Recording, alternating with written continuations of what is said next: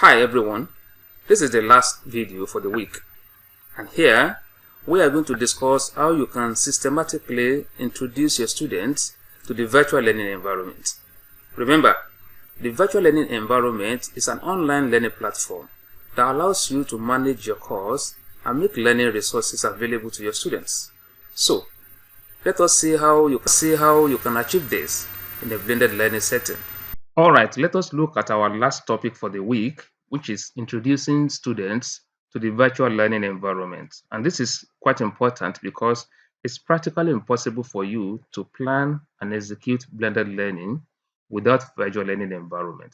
Basically, the virtual learning environment, or generally the learning management system, is a software application that helps you to manage course, engage the students with each other, organize the assessments, track students' learning, provide feedback, and plan the communication process. So, in other words, an effective virtual learning environment will help you as a teacher or as an instructor, as an online facilitator, to engage, facilitate, track, and evaluate different types of teaching and learning elements involved in a blended learning course or in a blended learning. Virtual learning environment takes care of the online part of blended learning setting.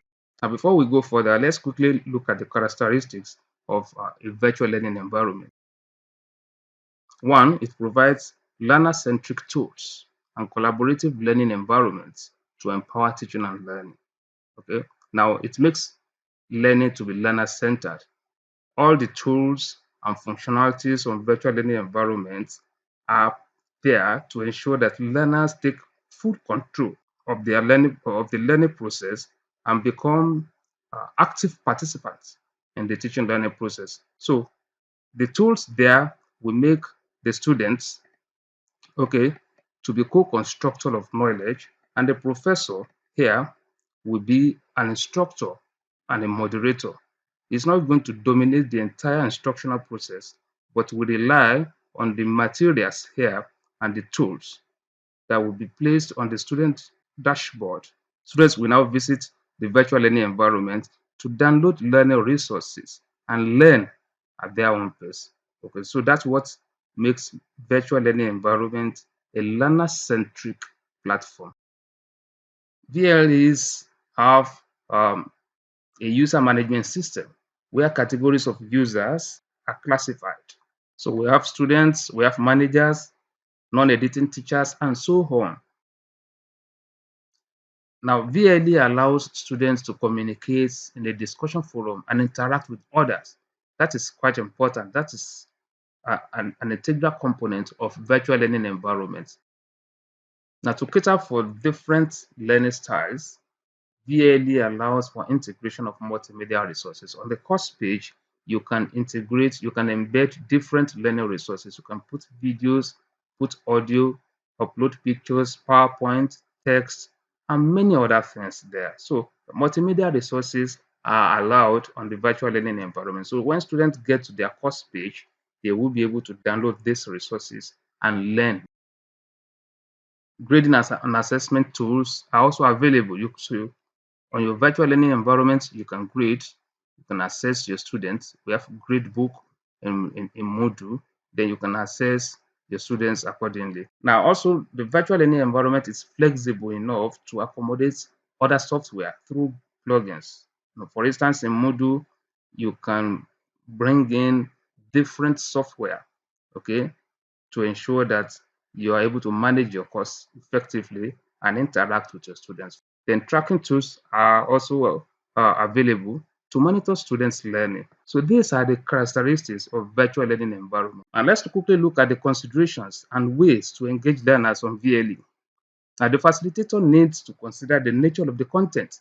Now, the nature of the content will determine how you are going to embed those content on the virtual learning environment. So you need to consider the nature of the content and determine which content will go on the VLE and which content will go for face-to-face classroom instruction and which content will go for self-paced learning. Then you need to consider the learning styles of your student. The learning styles of your students will determine the kind of materials that we are going to use on your VLE. If you have visual learners, then you know what to do. If you have auditory learners, then you know what to upload. So the learning styles of your students will help you to select the materials that you are going to use for the virtual learning environment. Adequate communication to students concerning activities on the virtual learning environment. So when you put anything there, okay, you need to notify your students and tell them to visit their course pages and go through these learning resources, maybe execute some tasks and do the needful. Some VLEs have functionalities to send messages directly to the student's email. For instance, we have quick mail on Moodle. Then when you send message on the course page, it gets to student email. So you need to notify them. Then learning outcomes are also important, and we determine the kind of content that you are going to put on the VLE as well. I mentioned earlier that learning outcomes determine almost everything that we do within the instructional process, and you need to consider this when you are introducing your students to the virtual learning environment.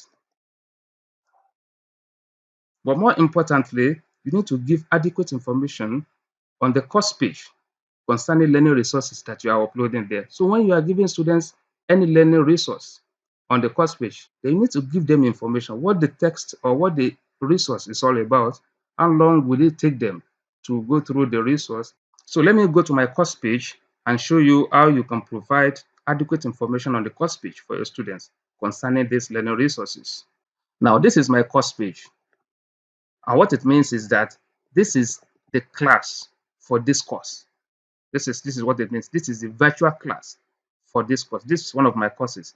Then, if I want to if I want to integrate any learning resource, assuming I have an instructional video that I want to upload on the course page for students. Now, see how I'll do this now. Okay, let me go to my YouTube channel and look for a video link. Okay, for instance, if I want to tell my students, if I want to give this video to my students, okay, you can click here, okay, get the link, get the shareable link. I've copied the link, then I will come here.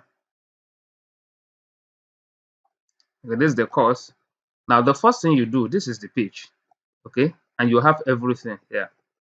All the resources should be on the course page.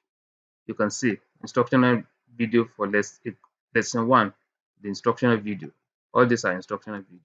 And you can see I said this video exposes you to the basic knowledge in multimedia production. Okay, that is what the video is all about. Then look at this one. I say it takes you 14 minutes to watch, and you might need additional 10 minutes to execute the task in the video. So your students your students need this kind of information so they're able to plan their time. If they don't have time now, then they suspend it. Maybe when they get back from office, then they will be able to watch and do the assignments. So you need to provide adequate information for them. And how do you do this? Uh, on the course page, we have copied a link. Then for you to do anything on your course page, you need to turn editing on. That is if you are, of course, if you want to manage a course, you should be a teacher. Okay, if you are a student, you will not see this. For instance, all of you in the course now, you are students, you won't be able to see this. So, but as a teacher, you will see this functionality. Then you can just turn editing on, then you can edit anything on your course page.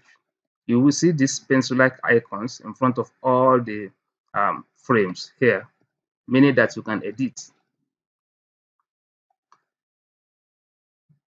Then I can now add activity or resource. I want to add that instructional video link that I copied the other time. So I'll click add activity or resource. You can add anything. You can add a label. You can add a page. Let's assume you want to add a page. You click on page. Then you need to tell them the title, the name of the video, instructional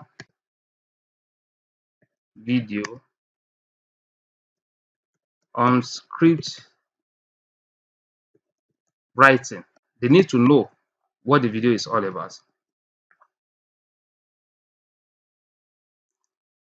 Then here you put the description there. Tell them what to do.